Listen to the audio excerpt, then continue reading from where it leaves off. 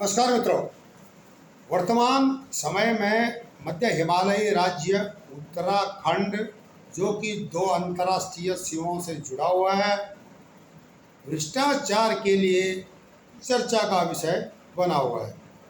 उत्तराखंड में जितने भी विभाग हैं उनमें उतने प्रकार की या उससे अधिक प्रकार के भ्रष्टाचार अब धीरे धीरे जनता के सामने आ रहे हैं और इस पर जवाब देने के लिए, इस डैमेज कंट्रोल को बनाने के लिए उत्तराखंड की बीजेपी सरकार को बहुत मेहनत करनी पड़ेगी।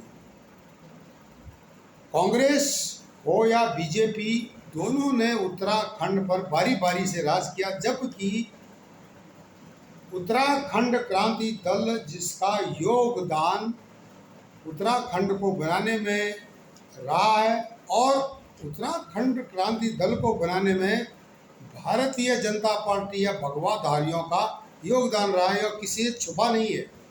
लेकिन राजनीति जब आती है तो दिशाएं अलग अलग हो जाती है।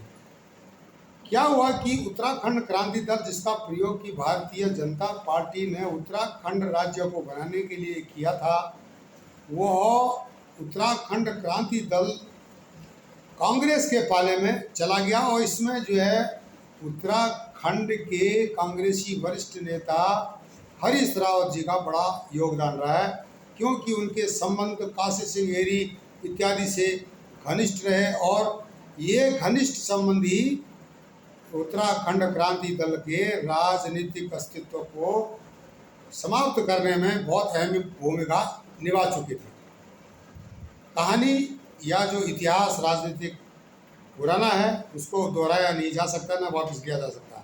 पर लेकिन यही नहीं हुआ कि उत्तराखंड क्रांति दल और कांग्रेस ने मिल करके उत्तराखंड बनाने के लिए जिन आंदोलनकारियों का नाम सूची बनाई, उसमें कांग्रेसियों की बहुत बड़ी संख्या जबरदस्ती डाली गई या वे लोग डाले गए जिनका कि उत्तराखंड आंदोलन में कोई भी योगदान नहीं था। नौकरी पाने के लिए और उनको पेंशन लेने के लिए, पेंशन देने के लिए यह सब चाल चलेगी। उसमें उन्होंने जो अपने सर्किल के लोग हैं उनको डाला गया और कई लोगों ने तो इसमें नाम डालने के लिए, सूची में नाम डालने के लिए अपने पैसे तक दिए।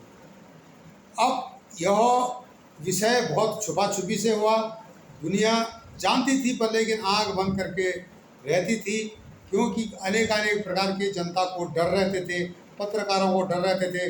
पत्रकार जैसी भूमिका आज निभा रहे हैं, उस समय भी वही भूमिका निभाते थे। पत्रकार चुपचाप सेमिनारों में आते थे, बातों को सुन के ले जाते थे और सुनने के बाद वो ऐसी स्थिति पैदा करते थे कि जो भी व्यक्ति उनको जो है सुविधाएं दे, संरक्षण दे या उनकी मदद करे नेता, तो उसके पक्ष में वे लिखते थे। ये सरासर सत्य है।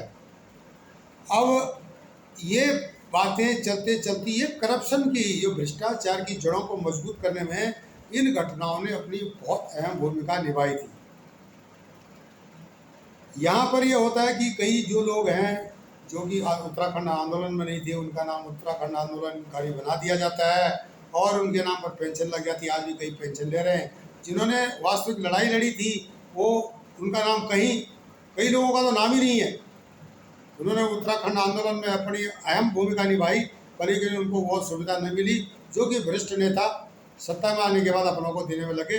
जैसे कि उत्तराखंड के पहले जो चीफ मिनिस्टर थे नित्यानंद स्वामी, उन्होंने जो है अपने परिवार से नौकरी पर लगाया, उसके बाद दूसरे आए उन्होंने भी लगाया, और उसके बाद जो अग्रवाल जी, प्रेमचंद अग्रवाल जी और गोविंद सिंह कुरजवाल जी या जो यशपाल आर्य जी, उनके नाम भी खुल्लम खुल्ला सामने आ गए। जबकि यूपी ट्रिब्यूनल का जो घटनाक्रम हुआ या गैरसैंण के नाम पर नौकरियों का बवाल हुआ, ये सारी चीज़ें जो है उत्तराखंड में भ्रष्टाचार की धीरे धीरे पर्दों को खोलना इन्होंने शुरू कर दिया।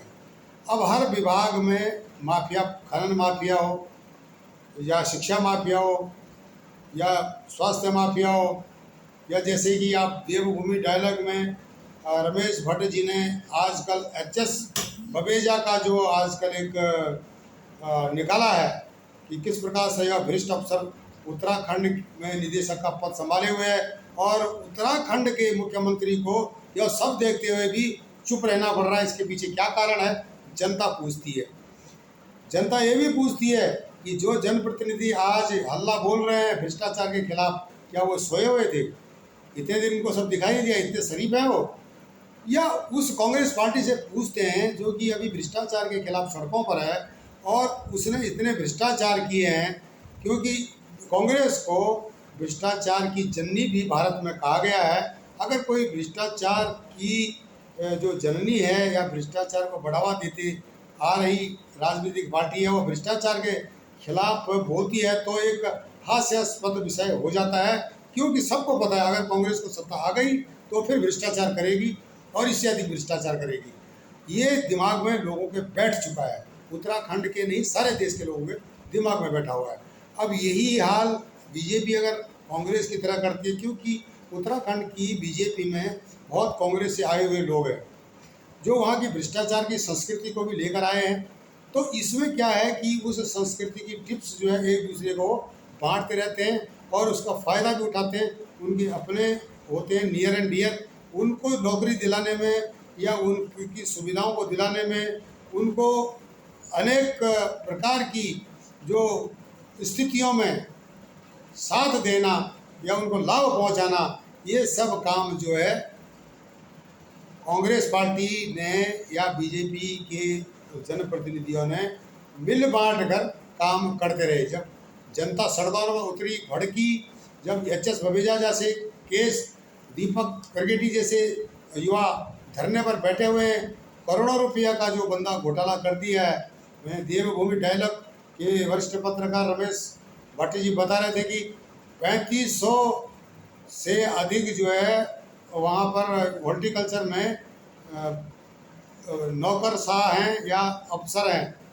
उसके अलावा यहाँ पर 150 करोड़ रुपया से अधिक जो वेतन पर ईयर हर वर्ष उत्तराखंड सरकार इनको देती है, और इसके बावजूद भी यह सब गड़बड़ झाला घोटाला सब चल रहा है। पेड़ कागज़ों में लगते हैं, लेकिन क्या है कि ग्राउंड में उनके अस्तित्व का होना नामुमकिन हो जाता है। दिखाई नहीं देते हो कि पेड़ कहाँ लगाएं, कैसे लगाएं, ऐसे एडिट हो जाते हैं। तो यह सब मिला करके शायद राष्ट्रवादी सरकार जो दिल्ली में बैठी हुई है उसके पैरों को उखाड़ने के लिए ज़रूर कोई चाल चल रहा है। सबसे पहले उत्तराखंड से भ्रष्टाचार की जो है गंदी नदी बहाई जाए और उसके बाद इस राष्ट्रवादी सरकार को बदनाम किया जाए, ड्रेड किया जाए और फिर देश का वही हाल किया जाए जिस प्रकार से पहले घोटाले चलते थे। मित्रों, इस स्थिति में सारे देश को जागना जरूरी है। सिर्फ उत्तराखंड राज्य तक ही यह भ्रष्टाचार सीमित नहीं है। भ्रष्टाचार की जड़ें बहुत फैली हुई हैं, इसको उखाड़ फेंकना है। उत्तराखंड में यह शुरुआत है और उत्तराखंड से पूरे देश के लिए भ्रष्टाचार मुक्त बनाने की मुहिम अब लगभग शुरू हो चुकी है। आने वाले समय में भ्रष्टाचारियों पर शिकंजा कसें, जो भी जनता देखी आंख बंद न करे, भ्रष्टाचारियों को जो भ्रष्टाचार कर रहे हैं उनको आगे लाएं और इनका जहाँ तक हो सके सामाजिक राजनीतिक बहिष्कार करें, इनको नौकरियों से निकालें। इन जनप्रतिनिधियों को वोट न दें और इन जनप्रतिनिधियों के साथ सेल्फी न लें या इनको गुलदस्ते फूल के न दें जो कि भ्रष्टाचार में लिखते हैं, जिनके नाम भ्रष्टाचार में आ रहे हैं। आप इसका ध्यान रखिए और भारत को भ्रष्टाचार मुक्त बनाइए। नमस्कार, धन्यवाद।